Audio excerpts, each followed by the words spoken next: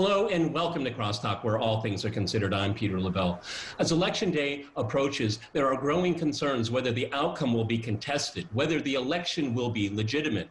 We are told this election truly matters. We're always told this. However, this time around, there's a different feel. There's an existential quality to this election. How many voters will say, "Not my president," after November 3rd?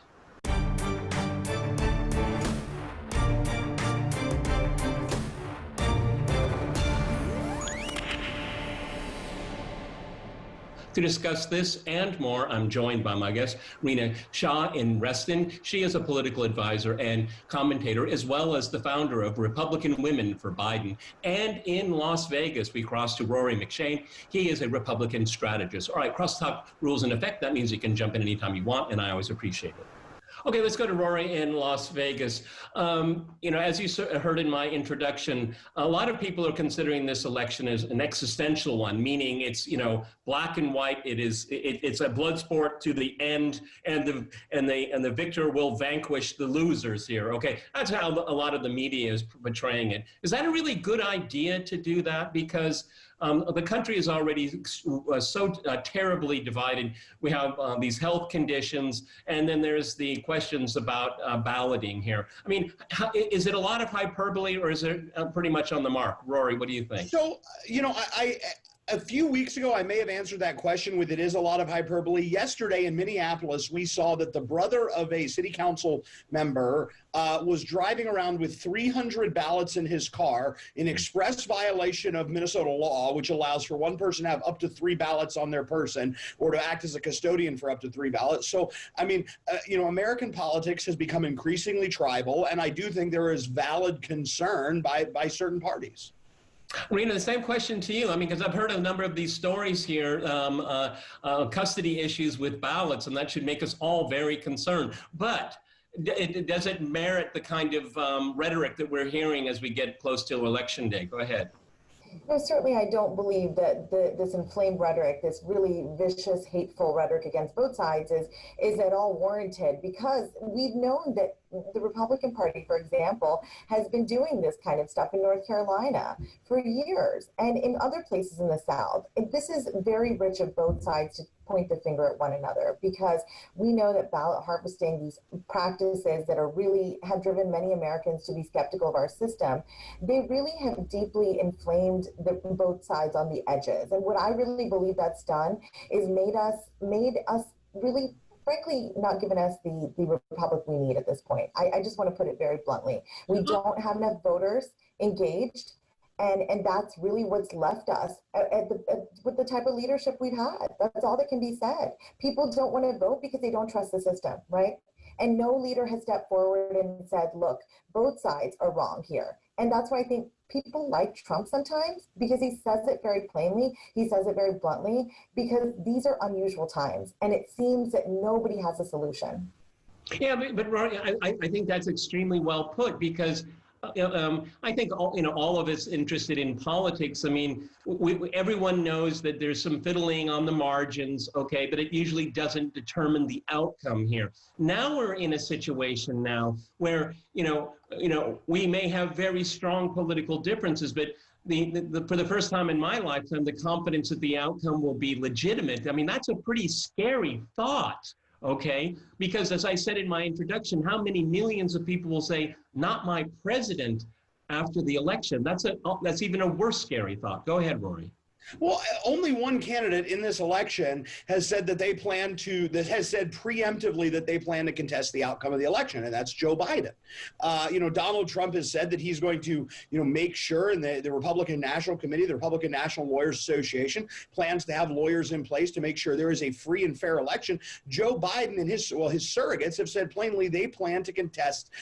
They plan to, let me rephrase, not contest the outcome election, but not concede if they lose prior to contesting in close states.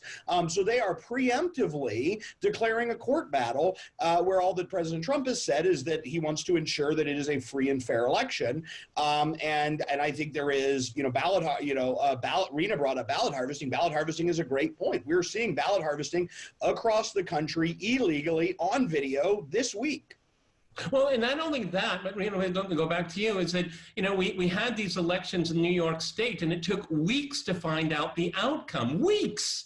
Okay, and that's a blue state, so I'm not really sure. You can point a finger at a party. You're looking at a process here, and considering how charged things are, I mean, it's hard for me to imagine how people are going to feel, particularly those that feel strongly about the candidates. So they're going to be willing to wait for days, even weeks, for an outcome. That, of course, opens up the possibility that something's going on that we don't know what's going on, and that's going to throw the outcome into doubt even more so. And it's a process problem here. Go ahead. Agreed, but the parties essentially have cast doubt on the entire process, right? And that takes away from basically the average American thinking that this is a process they can trust, because different parties are going to say different things because they want to remain in power. For example, the Republicans are at this point, I believe, Rory is giving some good credit to President Trump here, but the phrase he uttered, "We'll see what happens," that to me is not leadership. And so no matter what Joe Biden's doing, he's not the current occupant of the Oval Office. And to me, is whoever's in power, whoever occupies that office, it's up to them to lead. And it's just such an unusual statement to say, "We'll see what happens." That, in fact, leaves me worried that this president could be fine with violence, anarchy in the streets. And look, I'm not saying it would be blood on his hands, right? I'm just saying it's under his leadership. And so what we've seen in many years of modern American presidency is a reluctance to utter anything that could incite violence. And that's where I really felt President Trump lost any hope he had with a Republican like me who didn't vote for him in 2016. Because what I need is strong, decisive leadership. Already the pandemic has upended the lives of women like me. Today, virtual school for my children is getting in the middle of my workday. It's changed our lives forever. And so the way ballots are handled right now is almost the least of my concern. What I need is somebody who is strong, decisive, saying, "You know what, no matter what happens, we will have a peaceful transition of power. I will respect the outcome of the election." And I'm just not hearing that from President Trump. And in fact, I worry that there will be more violence. Yeah, well, I mean, let's since you brought up the issue of violence, Rory, I really wish some prominent Democrats would condemn the violence that we've seen for the last few months in America's major cities here. And they just won't do that. And I find that to be so disheartening because you can't blame what happened in Minneapolis isn't Trump's fault. You can blame Trump for a lot of things, a lot. He's the president, okay? But he didn't do that, okay? But I didn't see Democrats pushing back on it. And this goes back on the confidence thing. I mean, is this election supposed to be the worse, the better? And if that's the case, it's really the worst for the people. It's not the worst for the politicians. Go ahead, Rory. Well, that's a great point. I mean, Rena talks about President Trump tacitly being okay with President Trump being okay with violence in the streets. I've never heard anything like that from his campaign. What I have seen is Basement Hyde Biden has not done anything to condemn the Democratic leaders in Minneapolis, Kenosha, Wisconsin, and these places where cities are literally on fire, and you have Democratic incumbents in the United States House of Representatives calling these beautiful protests. You have elected Democratic leaders saying that calling 911 when your house is being burglarized is white privilege. Where is Joe Biden saying these people don't represent the Democratic Party? If Rena's asking Donald Trump to disavow everything said by every Republican, I would ask, where is the titular leader of the Democratic Party in disavowing elected Democrats who are advocating permissible violence? You want to reply to that, Rena? Rory, yeah, you bring up a good point about that. Like, look, the person at the top isn't expected to always, say everybody below me who's part of my party is wrong for saying something that's out of step with me, right? But these are his words. These are his actions. When he had his troops, essentially a mix of federal and local law enforcement, pellet these peaceful protesters with rubber bullets and tear gas, and he wanted an opportunity to have a photo in front of the church in front of Lafayette Square. That was fundamentally wrong. That's him using law enforcement for what he wants to do for his gain. And I'm just judging him based on what he's doing. I agree with you. It's unfair to ask a leader to disavow everything that everybody in their party's doing. And we should use that same standard for Joe Biden. How can he say for every single elected Democrat that is saying the kinds of things they're saying, almost giving rise to more violence in these movements? I agree. I've been concerned about that. I don't like looters and arsonists, but I know that our peaceful protests that happen in this country are the hallmark of democracy. They're one of the most beautiful things that's enshrined in the Constitution. It is our right to go out in the streets and peacefully protest. There are always going to be bad actors. And I think that elected Democrats look, I'm not a Democrat. Let me just be honest about that. Never voted for one until this year. And I just think that elected Democrats haven't done enough to disavow that stuff, but also it's unfair to judge them based on these bad actors. And so we're in a moment where we just have to judge the leaders by what they say. And I'm worried about the president's words. That's fair enough, Rory. But what I think that here, because all three of us and our viewers, I'm sure, believe in the institution of democracy, because it should be sacrosanct. At the one person, one vote, and then you accept the outcome here. And what I find very, very disappointing is that you don't have prominent Republicans and prominent Democrats coming together for the sake of the election itself, the process, okay? Because you know what, again, how many people are going to say, not my president, because of the missteps and misspokenness of our leaders? And I'll even throw in Donald Trump, fair enough, okay? But a lot is at stake here. And I don't see leadership coming from the political class, as it were. Certainly the liberal media is being irresponsible, atrociously here. This is a very fragile thing. I don't think people understand how easy it is to lose it. Rory. So I think if the Democratic-controlled legislatures in Minnesota, Colorado, and Nevada, to name 3 easy states, were not insistent on mailing to inactive voters who are unchecked piles of ballots, 200 ballots high, collecting at apartment complexes, thousands of ballots going to dead voters. If the legislatures in those states, controlled by Democrats, Democratic governors in all of those states, if they were putting in place strong election security measures, and family members of Democratic elected officials were not flaunting, hundreds of illegal ballots, and it was clear that the Democratic Party was concerned with ballot integrity and election integrity, I think that would go a long way, and the Democrats would be able to claim some moral high ground here. They'd be able to say, we want to have a safe election because of COVID, but we want to make sure that it is recognized as legitimate. But in no state, the Republican National Committee has had to sue in multiple states to keep ballots in mass from being mailed to inactive, oftentimes deceased voters. Okay. On that point, and we're going to go to a short break. We're going to talk about litigating this election here. Okay, I'm going to jump in here. We're going to go to a short break, and after a short break, we'll continue our discussion on the upcoming presidential election. Stay with our team.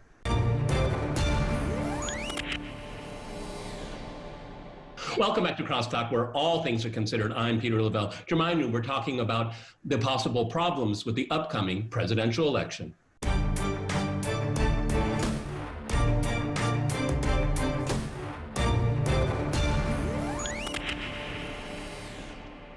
Let's go back to Rena.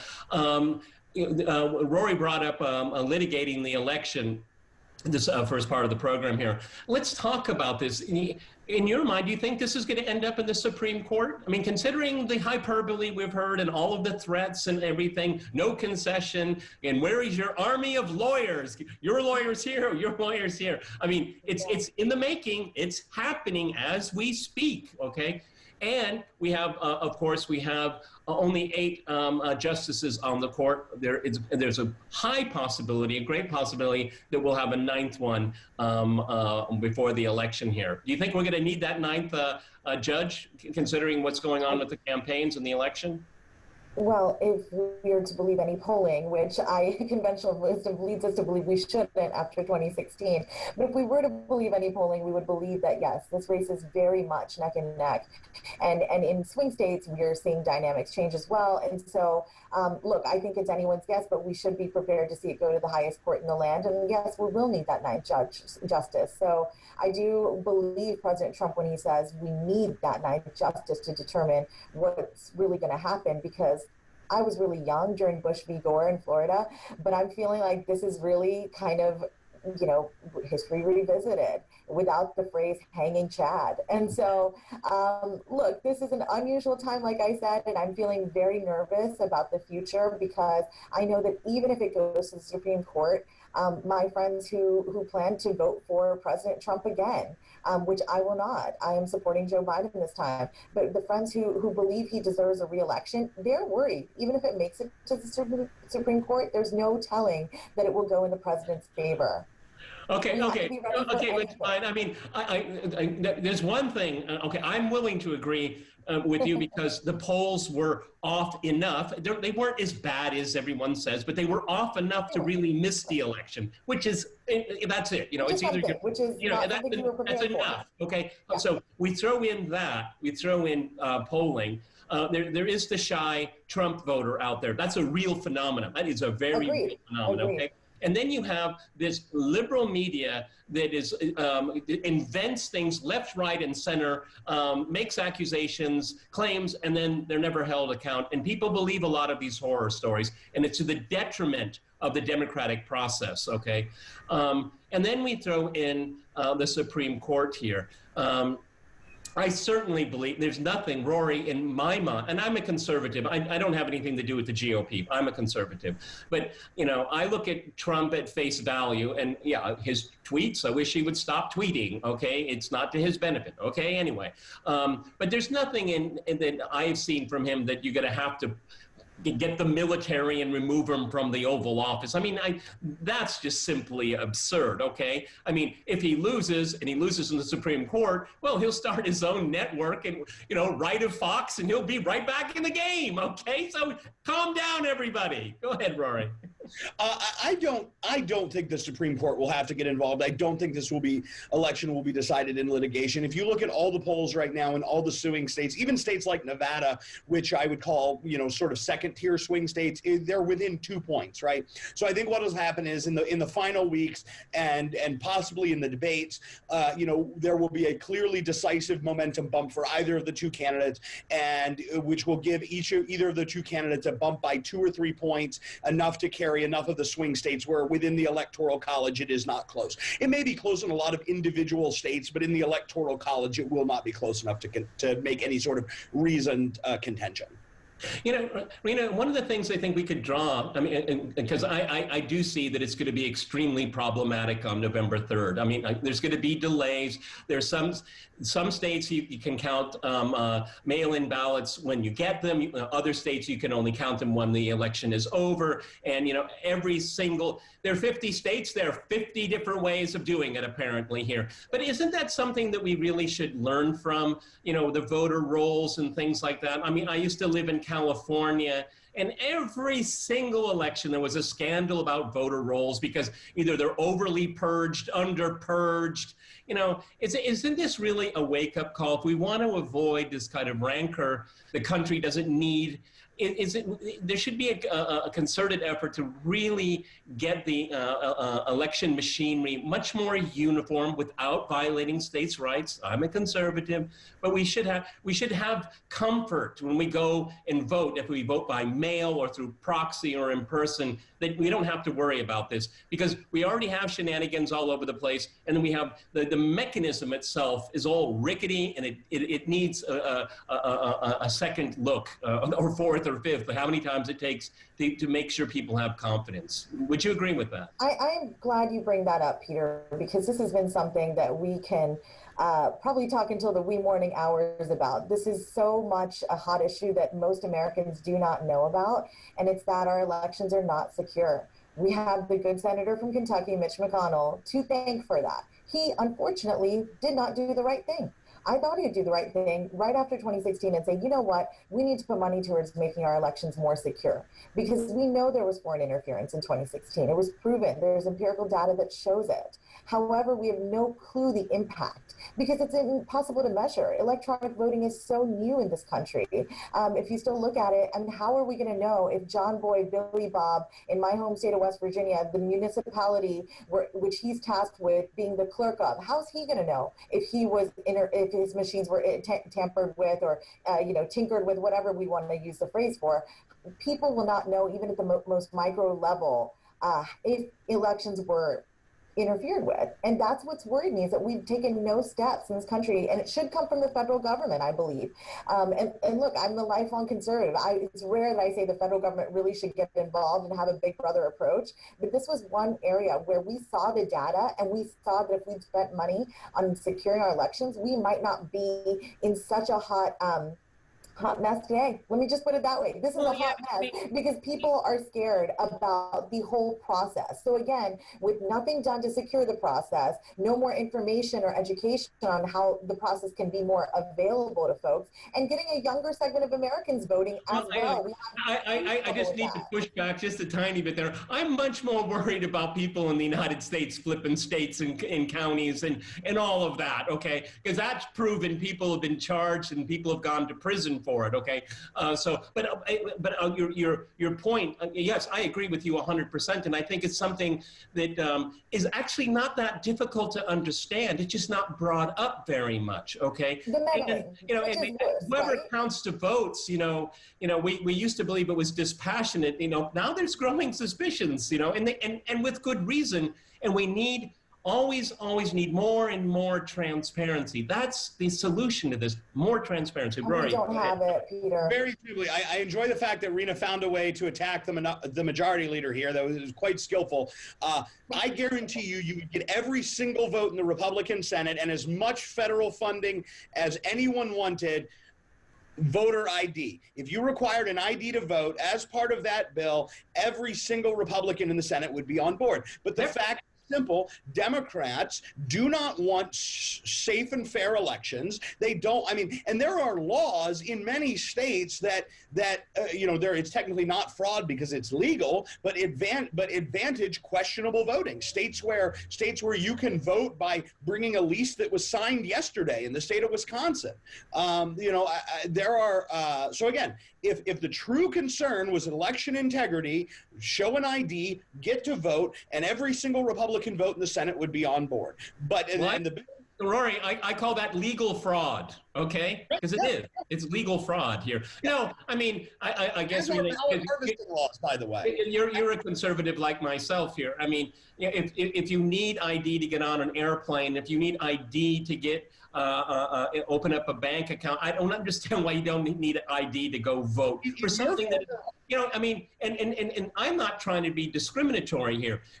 I know in my lifetime, I've known countless number of people that have immigrated to the United States that are very proud Americans, and they're very proud that they can vote because the country they came from, they didn't have a free and fair vote. And so having that ID saying, I am an American citizen, I can vote. You know how prideful people feel that way? I know a lot of people on the left don't, okay? But I know a lot of people that feel that pride, that is such an important right for them that so many Americans actually take for granted. Go ahead, Rena. Well, I'm one of those that doesn't. I'm the daughter of legal immigrants. So, look, if you ask me why I made my career in the GOP, it's not because of one issue, but it's a general feeling of patriotism. People say, oh, it must be because, you want people to get in line like your parents did and go through all the hoops and pay all the money it takes to be legally here. And then, look, yes, I take great offense to people that immigrate illegally and live here off of our country's, our taxpayer dollars, free. They get what they live off of for free because they think this is the goal. This is not the country of opportunity, but this is a country where everything's handed to me. I know that Democrats have really perpetuated that myth.